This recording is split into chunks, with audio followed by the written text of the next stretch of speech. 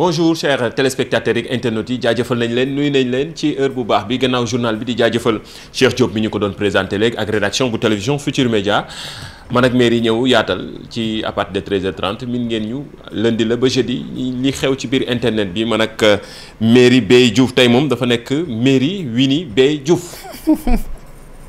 yàlla baax na merci c'est un honneur Winnie Mandela rek ma jox nii tey. waaw gis nga il faut comme je t'ai dit la dernière fois rek da ngay bëri pax daal mën a changer style.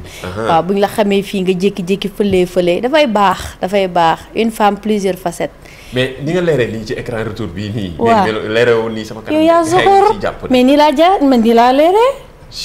mais regarde nii laa leeree sax garaawul non c'est que xam nga lumière yi moo ci jàpp ak. non yow yaa ma wax démb ne ma il faut may topp say cours.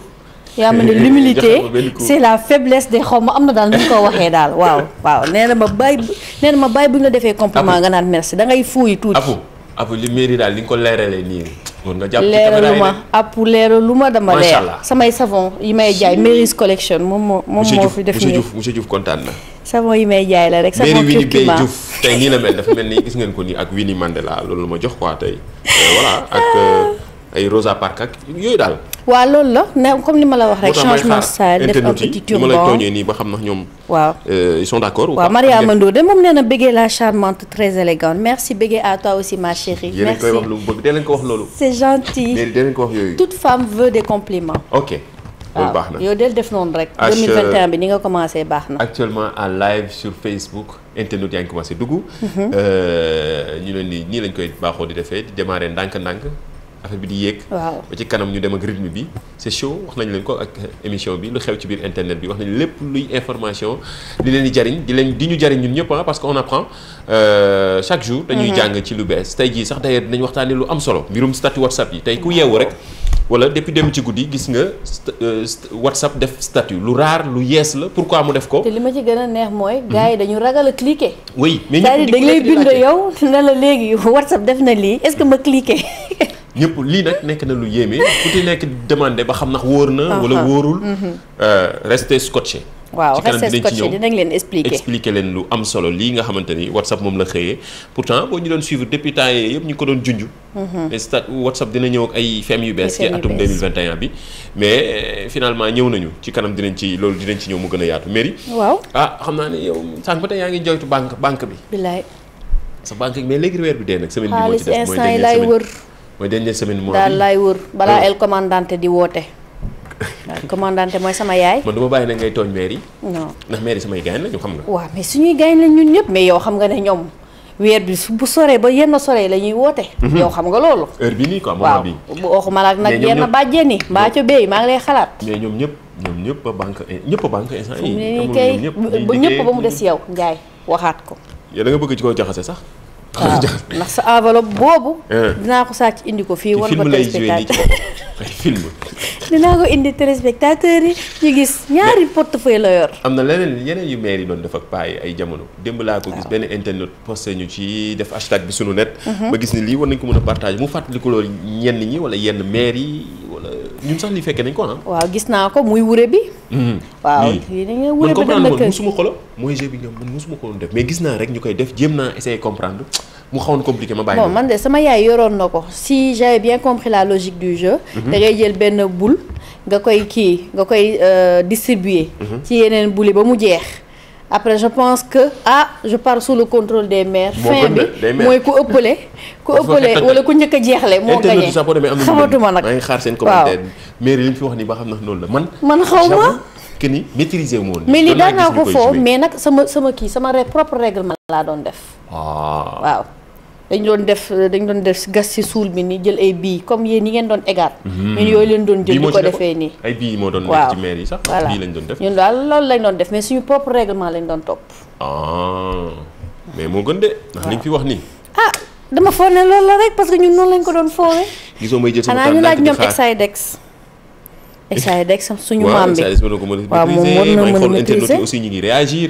hashtag bi sunu net la muy Facebook Twitter wala Instagram li ñuy mën ngeen commenter ñu partager ko comme ni ngeen ko baaxoo di defee émission bi wax naa ko c'est interactive ñun ak yéen la seen ay réaction dañ koy gis en temps réel di ko partager parfois émission bu jeexee ngeen am chance dem ci replay bu télévision Futurs Médias mooy chaîne YouTube bi def replay bi lu xew ci biir internet bi dem fi ngeen di commenter ngeen commenter ci wala ngeen réagir ci questions yi nga xam ne wala ay échanges yi nga xam ne en tout cas Bassirou Niang nee na Wuré on gagne par paire. par paire. waaw loolu daal la wax nee na Wuré. on gagne par paire. waaw Bassirou Niang moom loolu la wax. jaajëf Bassirou di ko bëggee lii xam naa mais ñi ngi fàttaliku ay temps quoi lii léegi amatul téléphone portable bi remplacé na lii yëpp. billaay ñoom lii lañ doon foowee. waay waaye léegi de tablette tactile YouTube Kids cey Allah. àdduna mën a dox. oh moo tax yenn yi sax amatul léegi. waaw. ay ñoom ndaa. yu ndaa. ak ndoxu ndaa nu mu doon seddee neex. oh ayoon ndaa ngi nii. waa thermocol bi ñu ci def nag. 1902 modèle. lu dëgg da doon ndaa da doon am ndaa. ak kaas bi. kaas bu rëy bi. mos nañ la wang kaas bi. non non. dafa lañ mos la ko def. sama maam mos na ma ko def. ah oui. wuuhu. waaw moom laa doon naan boo demee football yi ba. waay. ba tàng jër. la ñàkk tooy xepp. bu ñëwee ci ndaal li ngay jubal daw raxasu sa loxo da nga ñëw rek jël kii bi rek dugal ci biir. non man nag tànkoor la woon de jamono ñi ngay jàng woor ma dem ci affaire rek sama kër maam rek di sàcc waaye affaire bi lañ ma ne wang ci digg boobu. doo mës a raxas sa loxo noonu nga daan demee ca loxo yi taq yeeg noonu mais bon loolu ay temps yu neex la woon. ay ñoom ndaa ay affaires yoo xamante ni vraiment. mi ngi nii la ñuy démarrer chaque jour ndànk-ndànk internautes yi di réagir. di monter la pression en temps réel hashtag bi sunu net la muy Facebook Twitter wala Instagram. war nañ fi ay images yoo xam ne yéen internautes yi yéen ñu ko posté partagé ko ci réseaux sociaux yi hashtag bi sunu net ñun tamit ñu partagé ko ku nekk fàttaliku seen ay jamono wax naa ko heure bi heure añ la heure relax la. ñi nekk ci bureau yi sax ñi ngi def pause di dugg ci réseaux sociaux yi di wala ci live bi actuellement sur Facebook di seetaan Instagram pareil bu émission bi jeexee bu fekkee amuñu temps ñu dem ci chaîne YouTube bi. bu télévision Futurs Médias am possibilité seetaan replay bi comme ni ngeen koy defee ci yeneen émission yëpp di leen jaajëfal yéen internautes yi téléspectateurs yi. mais yi ñoom heure yi duñ def dara dañuy relax toog di jàkkaarloog télé bi wala woon xale yi ndaxte gars yi nee nañ ñu leen di wétali heure yi na fekk mu relax ñu won leen li xew ci biir internet bi. d'ailleurs am na benn image ñoom ay spécialistes lañ. oui am na benn image ma gis internet yi déjà di ko partagé. mooy li xew ci mbirum Covid bi la toujours dañuy sensibiliser mais action yii dama gis ni lu am njariñ la gis naa ñu ne kii mooy.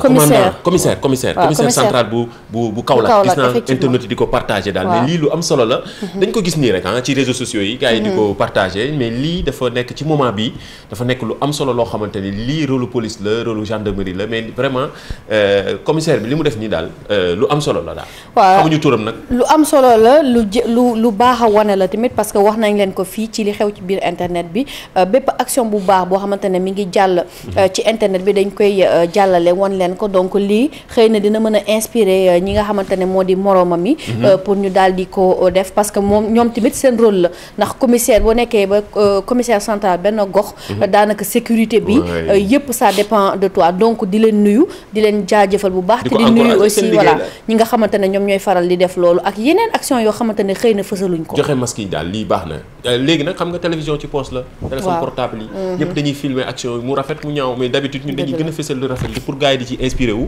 ay action citoyenne dañ koy partagé nit ñi nekk seen gox di def ay action yoo xamante ne dañu gis ni ñëpp dañ ko war a mën a copier lu baax la dañ koy partagé souvent ci émission bi lii nag lu ñu gis la ci internet bi ñu ne commissaire bu Kaolack la lii nag vraiment ci xam naa ci marché bi la nekk nii di joxe masque yi ci période Covid bi respecté pour nit ñi gën a mën a takk masque yi ngir mën a xeex ensemble Covid gisoo kii mi ngi koy won nuñ ko koy takkee mi ngi koy won nu ñuy takkee exactement masque bi am na sama beneen commissaire adjudant Seck tamit bu yëmbal pareil wax nga dëgg adjudant Seck ñu ngi koy nuyu oui moom tamit day def action yu ni mel ci côté yëmbal bi gars yi bari dañ koy remercier foofu yëmbal nord la nekk yëmbal yëmbal yëmbal nord ak sud nuyul ñu ko bu baax waay kenn commissaire Seck dinañ jël image bi moom tamit daal di koy partagé gis naa internet yi tamit yu bari di partagé ay action yu ni mel ñoom daal tey daal yii lañ jëlee ko ay commissaire ay policier ay adjudant ñun fu ne la ñu aayee nga suba xam naa gendarmerie dañuy waxtaane dik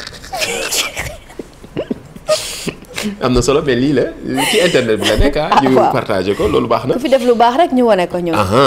c'est bien. mais tamit am na leneen challenge bu fi xew bu challenge entre Wally Sidi Diop. waaw loolu tamit nga ne yow yaa mën a dàq toppkaay yi chaque jour da ngay ñëw indi sa affaire nga ni doo wax ci loolu après. non dinañ si wax après. fu mu ne nii nañ instant yi mooy buzz ci TikTok bi. non mooy buzz ci TikTok bi mooy buzz ci Facebook bi mooy buzz ci réseau yëpp. jeex na ci kanam dinañ ci ñëw mais balaa boobu nag dinañ nañu dellu ndànk ci WhatsApp bi. waaw WhatsApp bi. lan moo waral tey jii yëngal na ñëpp gaa yi yem ci WhatsApp di def statut yéeme na. yéeme na trop. donc ñi nga xamante ne démb dañoo guddee tëdd gis nañ ko. dañoo jékki-jékki gis ci seen statut WhatsApp ci boppam daal di def statut donc am ñoo xamante ne dañu ragaloon cliquer ci li nga xamante ne moo di statut boobu waaye ñi ci jot a cliquer gis nañ que ne en fait WhatsApp dafay daal di def li nga xamante ne moo di communication. donc moom den léegi dafa annoncé boppam que ne léegi WhatsApp il est désormais sur le statut. parce que dañu yaakaar ne que ne li jot a am nii c'est les résultantes de problème yi fi jotoon waaw problème yi fi jotoon am pour rappel. voilà mooy c'est juste que WhatsApp dafay annoncé woon ni dafay fas yéene relier données yëpp maanaam jël ko daal di koy partager ak Facebook. di fàttali ni ñoom ñëpp muy Instagram di WhatsApp di Facebook benn nit a leen moom. benn nit a leen moom. léegi ñoom ñëpp dañu yaakaar dañuy jël données yi daal di koy partager ñenn ñi ne ñun déjà suñu données yi ñu ngi ci lépp. ñu ngi ci lépp suñu données yi bu ñu xasee ba dugg ci réseau yi suñu données yaa ngi ci. mais en fait lii dafa fës nii rek. mais ñun suñu données yi yàgg nañ nekk ak réseaux sociaux yi parce que booy seetaan par exemple YouTube. dañuy jékki-jékki génneel la benn publicité boo xamante ne c'est en rapport ak yow li ngay faral di cliquer donc loolu rek day wane que ne yow sa données yi dem na bu yàgg mais léegi dañ ko gënoon a fësal rek. donc suite à problème boobu bu ñu gisee ne que ñu bëri dañu jógee WhatsApp dem Signal ak Telegram. ñoom it ñu daal di rétrogradé ndax waxoon nañ ne que ne changement yi février lay egsi ñu ngi ci jeexantalu weeru janvier di dem février donc ñoom ñu gis ne que ne communication boobu.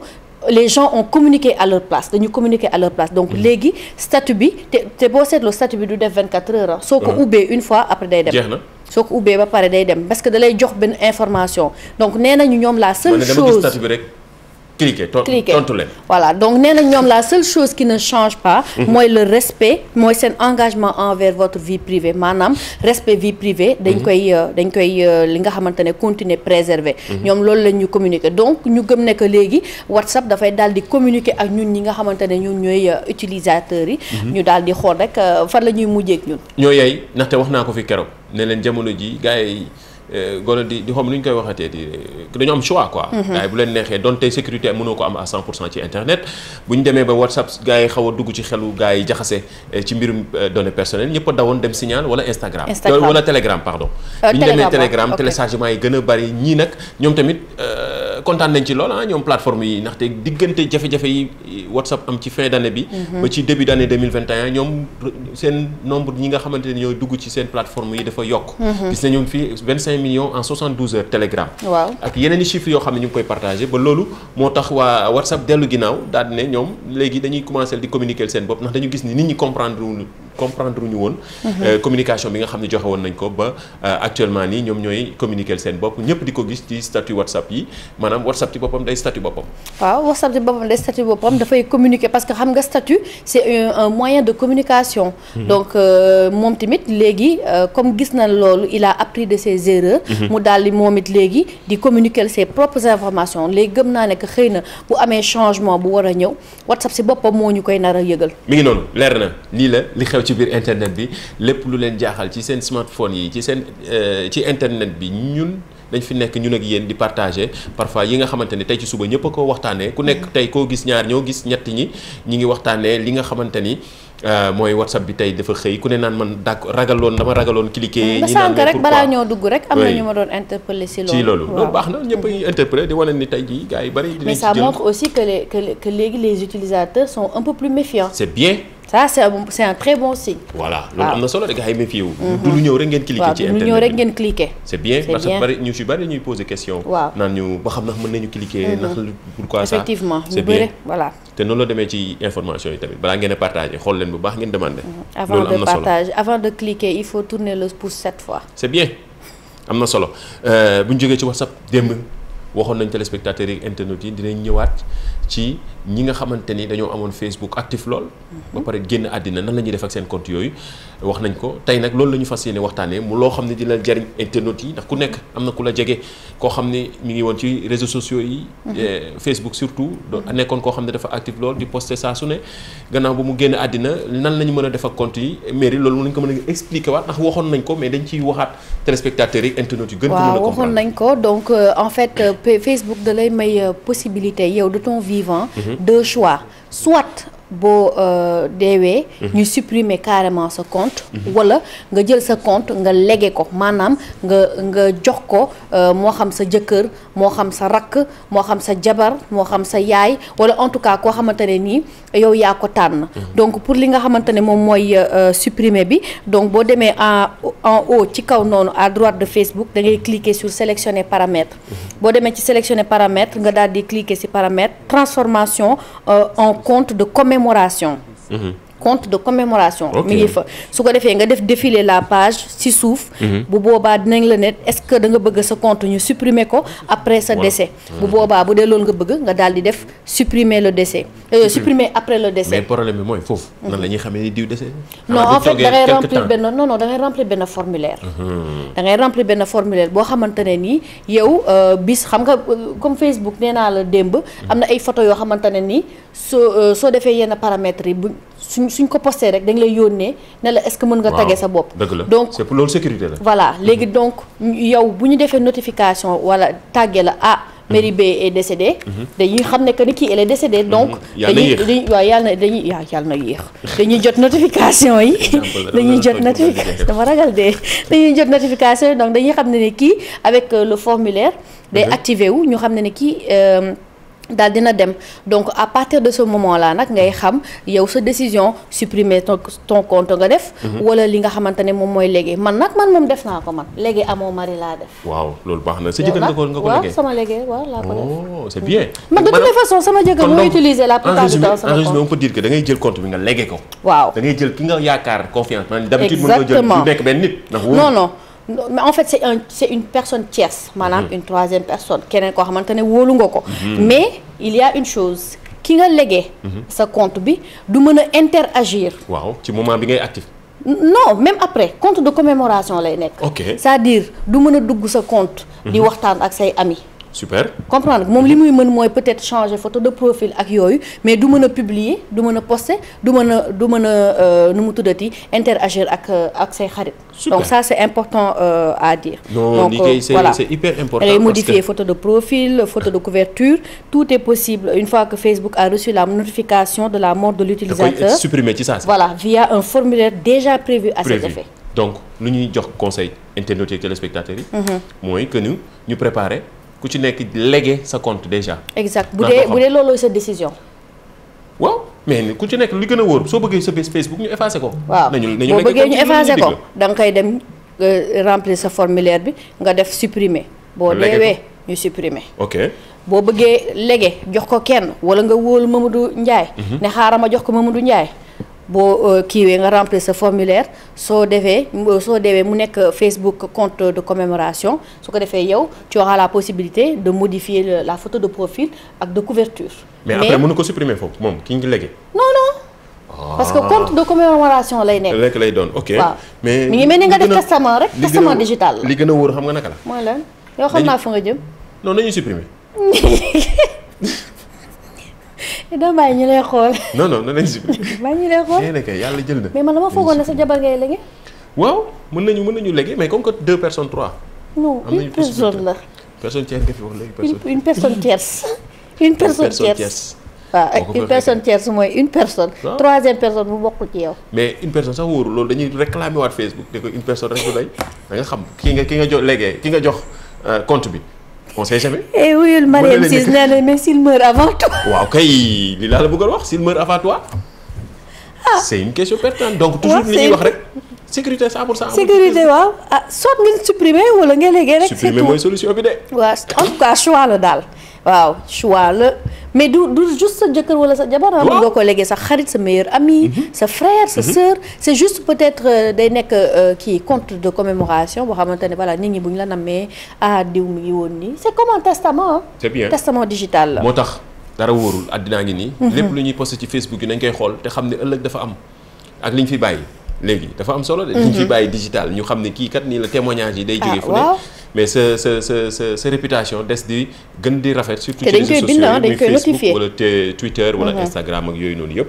réseaux sociaux yi comme que léegi suñu vie bi yëpp ñu ngi ci réseaux sociaux yi ak internet bi nañuy xam bu baax nañ ciy comporté woo. ndax ëllëg tamit lu mat a sedd la. te dafa am solo. léegi mairie li nga expliqué am na solo internet yaa ngi réagir déjà ku nekk ngi xalaat sa bopp xam na xaw na tiital mbiru dee la nag xam na day tiital nit ñi mais c'est toujours important. man moom waxi dee moom waxuma ci dara ngeen di comprendre loolu mooy importance su émission bi ñu tax ñu leen koy dégtal télévision Futurs Médias di leen ko jox saa su ne lundi ba jeudi man ak mairie ñëw ci li xew ci biir internet mais dañ leen di expliquer naka ngeen di jëfandikoo bu baax réseaux sociaux yi internet dafa yaatu di ci mën di xew tamit dafa bari. comme géej noonu lañ koy wax te léegi jamono dafa gën a doy waar ndaxte ku nekk ak sa smartphone bi nag léegi ku nekk ak sa télévision la sax daanaka ndaxte sa télévision yaa ngi moom ci sa poche jafe-jafe amee premier réflexe mooy da ngay génnee filmer démb rek am na ko doon ñaxtu ci Facebook bi maa ngi koy gis mu ne oto moo doon lakk amul extincteur moom ci boppam oto yi nekk foofu yow amuñu extincteur mais passagers yi ñëpp amuñu lu ñu def lu jël seen téléphone di film. amoon na benn savant bu doon wax au tout début bi technologie bi commencé di avancer mu ne bu ñu moytuwul technologie bi dinañ dem ba nekk dootuñu nekk humain dootuñu am le sentiment l'humanité li tax ñu naan kii nit la dootuñu ko am parce que yow boo demee ba tolof am wala problème am sa premier réflexe nekkul nga dem dimbali sa morom mais nga jël sa téléphone filmé wala nga jël sa téléphone di mettre sur écoute donc ça veut dire que le peu d'humanité boo xamante ne jot nañu ko dese mi ngi commencé dañ si ñun. oui loolu il faut des sociologues maintenant ñu. oui loolu situation bi ni mu compliqué dinañ ci ñëw ak ay borom xam-xam ñu wax ñu seen xalaat ak naka la nit ñi war a mën a comporter yëf yi kanam la jëm kat. ndax internet ngi nii ku nekk. wax naa ko léegi jafe-jafe bu amee ci bëgg wala panne bu amee ci internet sax mu mel ni troisième guerre mondiale. ñëpp yëg ko feebar yu bees yi génn rek. doo xam mi ngi noonu. am na solo waaye di nga wax ci buzz bi nag de Wally ak Sidi ñoom ñaar ku ci ne jël na way yu. Sidi ak Wally ak Sidi mooy buzz nag ci réseaux sociaux yi. on se dit est-ce que c'est le parfait timing. est-ce que c'est une étrange coïncidence. personne ne sait en tout cas démb ñu ngi leen doon indil la albumu Wally Seck bi mu génnee tudd Hippil Xool. ñu daal di jékki-jékki dégg ne quelques heures après Sidi Diop moom it dafa génne album bu tudd gis naa donc Hippil Xool ak gis naa luy différence bi étymologiquement parlant ci olof nee nañ ma peut-être que c'est la même chose. mais bu doon loolu rek ñu yem si mais li gën a doy waarati c'est que Wally wax nañ leen ko démb déglu nañ leen benn extrait dafa reprendre benn son wu Youssou Ndour léegi nag Sidi moom it reprendre le même son de Youssou Ndour. coïncidence la peut-être. étrange une très étrange coïncidence mais mën nañ leen dégleel juste ngeen déglu yéen tamit version Sidi bi en mode. entre Wally démb tegalu nañ leen bu Wally bi. tey ñu indi bu Sidi Diop bi parce que ñu ngi koy gis ci réseaux sociaux yi lay xewee TikTok yeeg ku nekk ngi def commencé def challenge waaye lu baax la rek. man loolu laa gisee positivement sérieusement lu. est-ce que c'est pas la première fois dans l'histoire de la musique que ñu am ces coïncidences là. Peut-être, on va demander avec parce que c'est des rivaux, on peut les considérer comme des rivaux, mais rendre hommage à la même personne sur moment. 1 milliard de sons ou 1 million de sons, le même son qui revient, bon, donc c'est un cas qui mérite d'être topp daal. non jarul topp muy métti noonu tamit dinañ ko yemale ci. non pas métti mais curiosité intellectuelle oblige. mais baax na ça va man na bëgg naa xam affaire yi nu mu demee. c'est positif. non c'est du positif moom ça c'est du bon parce que ku bëgg a déglu acoustique di nga ko déglu. ku nekk ak sa choix sa malax bu saf wala acoustique. lii yëpp Sénégal la rek. intéressé wu c'est le Sénégal qui gagne ñor waaw moment bi nga xamante ñi ngi intéressé wu ci suñu stars yi di leen rendre hommage ci bi ñuy dund loolu dafa am solo. c'est ci moo tax côté bu positif bi daf ci am solo. mooy émoonu vivant rek ñuy jaar ci ginnaaw ak waxaat di def témoignage c'est bien mais ci moment bi ñuy dund comme nii ñoom ñaar ñëpp ñu wayandoo Youssou Ndour nag ñoom ñaar ñëpp a mën a way waaye way nañ tamit ku mën a way waaw yow it kooko xala yoon bi jeex na jarul wax mi ngi noonu en tout cas ci réseaux sociaux yi ñoom ñaari son yooyu ñu ngi par ku nekk di wax di coïncidence la wala leneen mais bon débat bi day continuer ci réseaux sociaux yi li xew ci biir internet moo tax nag lépp li nga xamante ni gis nañ ni information la soxal na leen da leen di soxal ñu koy partager ci saa su ne actuellement ñu ngi en live sur Facebook Twitter wala Instagram live Twitter hashtag bi sunu net la wax nañ ko émission bi pendant la avant ak après am ngeen possibilité def loolu wala ngeen dem ci chaîne YouTube bi def YouTube def TFM li xew ci biir internet bi ngeen daal di commenter ci le meilleur pour la fin surtout rubrique bi nga xam ne yéen ñëpp a koy xaar kii kan la wala lii lan la mais avant boobu gis nañ beneen buzz bu xew fële xam naa dañu bëgg président yëpp inspiré wu ci Erdogan.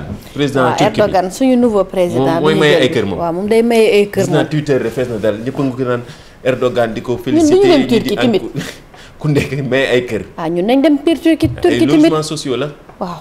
pour xoolal lii ni mu rafetee rek. lii de rafet bien carré bien rangé en tout cas de Twitter bi moom la ñuy waxtaanee. te lii du këru como lii ay R+1 la. en tout cas président dundal waay. communication bi jàll na de. jàll na ñëpp ngi koy waxtaanee moom président bi xam naa ni ñu bëgg inspiré président africain yi bon suñu président pourquoi pas jékki-jékki dagg àll bu rëy ñu ne Macky Sall la ngi may ay kër. lépp xaj na si. logements sociaux. gëmoo loolu wala. ñi nga bàyyi sa yaram ñi nga waxee nii. bàyyiwuma sama yaram yow yaa ngi may jaxase. ay lépp xaj na fi. lépp xaj na fi. digital la ñu nekk. jeex na le meilleur pour la fin kii kan la wala lii lan la démb nag am na ku ñu fi bàyyi woon. mais daf mel ni gars yi bëgg a trouvé ne gars yi xam nañ Cheikh Anta Diop. yow tamit Cheikh Anta Diop il n'est plus à présenter. toi aussi waaw Cheikh Anta Diop. né le 29 décembre 1923. fële sa Ceytu Afrique occidentale française moom la ñu doon woowee ancien AOF. et il est décédé le 7 février 1986 à 62 ans.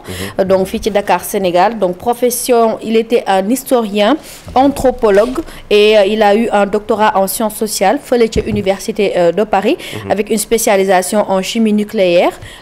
ci laboratoire de chimie nucléaire du collège de France.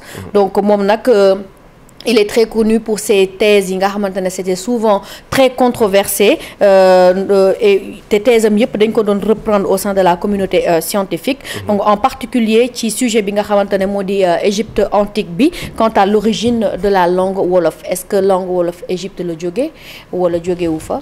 ça aussi benn thèse la boo xamante ne ba léegi nit ñi ñu ngi siy débat. kenn dootu ko présenté moom Cheikh Anta Diop statue baa ngi fii ci. devant université bi ñu ko duppee. université Cheikh Anta Diop statut baa ngi foofu suñu fierté la gis nañ li ñu gën di ñaax te ñëpp a ngi koy def. mooy ay film ak ay image ni mu daan défendre nit ku ñuul ay débat yu am solo yi mu doon def.